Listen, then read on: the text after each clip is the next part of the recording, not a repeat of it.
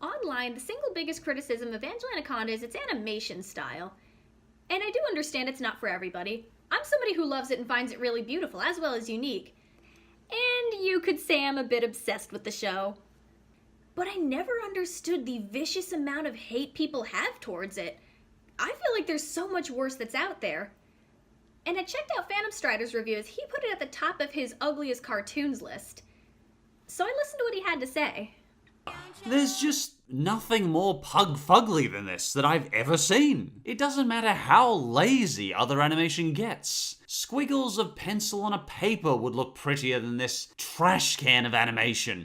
No. There's just no describing this ear torture. And all the while you're listening to this ever tone-deaf voice, you're watching these papery vomit-coloured pastels. It is a sheer miracle that the animators could actually manage to piece together the bits of greenish-grey live action and the sewage pastels without vomiting onto the paper.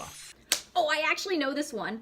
Having spoken to people involved in numerous different parts of the production, including writing and art, they all have said to me that it was a very well-run show, creative, and that they're still in touch with the people they worked with while putting the show together. Many people who worked on the show expressed very fond memories of working on it. And yes, I have permission to share that. Angela Anaconda is the most unsightly, ugly, rancid, hideous trash pile of all animation. I consider it the absolute ugliest cartoon of all time. Right, most people hate this. I know. Oh, that hurts, guys. This hurt. It can be very hard sometimes when you love something so much that everyone around you seems to hate, even if you acknowledge that there is valid criticism.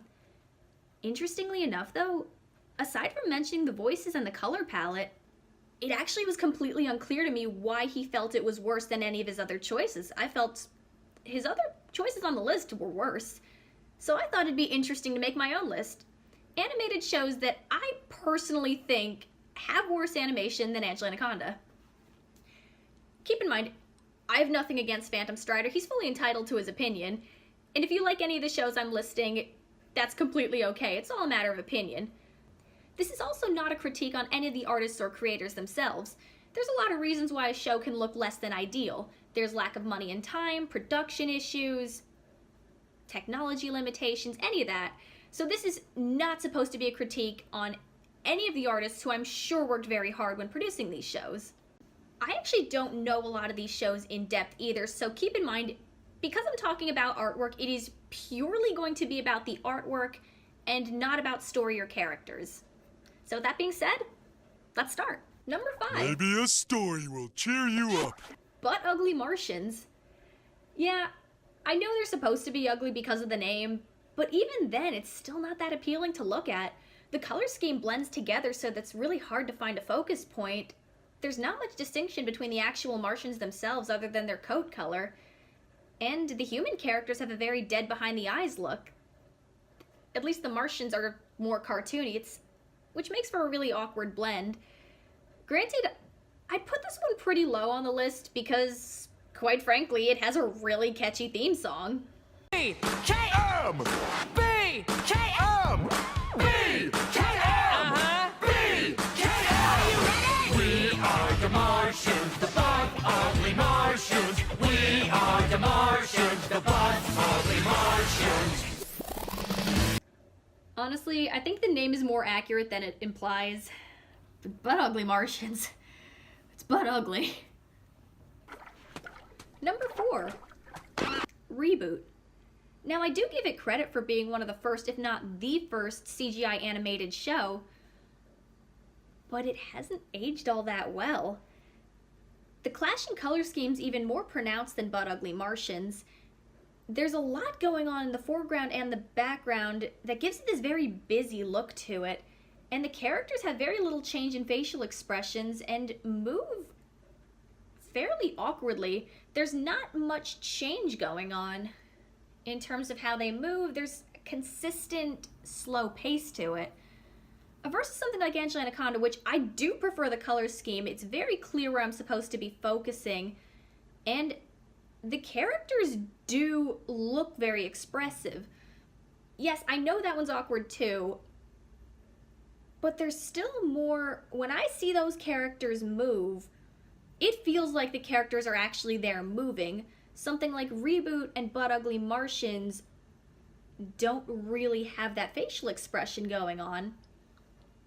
So, Reboot. The thing I want to give Anaconda because I think it's worth it. It's called the Ugly Barnacle. Number 3. Annoying Orange and Dirt Girl World.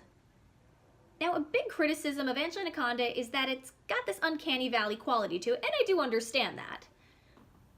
But I think these two shows are even more in the uncanny valley because they use fragments of a human face on very different texture versus Anaconda, which uses a whole face that's on a cartoon body very consistently made to that particular image. When you look at this, there is a consistency in the texture of the face and the artwork around it. It's all 2D. But Annoying Orange and Dirt Girl World don't have that. They use parts of a human face, but they're smashed onto either fruit or what honestly looks like something from the Wii system. Looks like one of the Mii characters, which has even more of an unsettling look, at least to me. It's this awkward clash of textures that gives it this very Frankenstein look to it, and is much harder for me personally to look at. Number 2. Once there was an ugly barnacle. JJ the Jet Plane. Oh, I bet you forgot about this one. JJ is so much deeper in the uncanny valley because it's got human faces awkwardly smashed on plain bodies, dead-eyed expressions that barely change, very early CG that certainly hasn't aged well, a clashing color scheme, and an inconsistency with the plane's faces. Some of them are super young, but some of them are hyper-realistic in terms of their detail. And it's aimed at a much younger audience.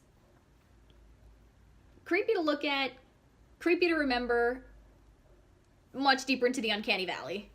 He was so ugly that everyone died. The end. And finally, number 1. Okay, here's the thing. My actual pick is 12-ounce mouse because lack of color, lack of motion, lack of perspective, lack of everything. It's the bare minimum. But Strider himself has acknowledged he finds something worse, and I want to poke fun at him.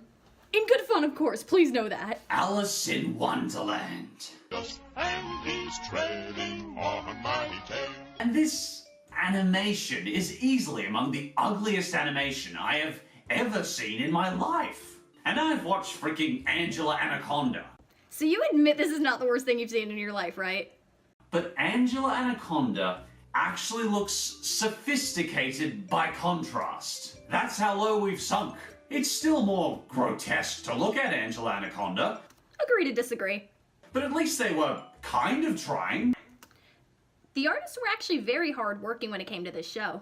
This is so far below any previous remake of Alice in Wonderland that it's broken through the Earth's crust and sailed through to the other side of the universe. And that's where I'm gonna end. As fun as it is busting people's chops, and as sure as I am I'll be in somebody's revenge fantasies tonight, it was actually PhantomStrider's reviews that inspired me to start talking about Anaconda on my own time, which led to me slowly but surely falling in love with the show all over again.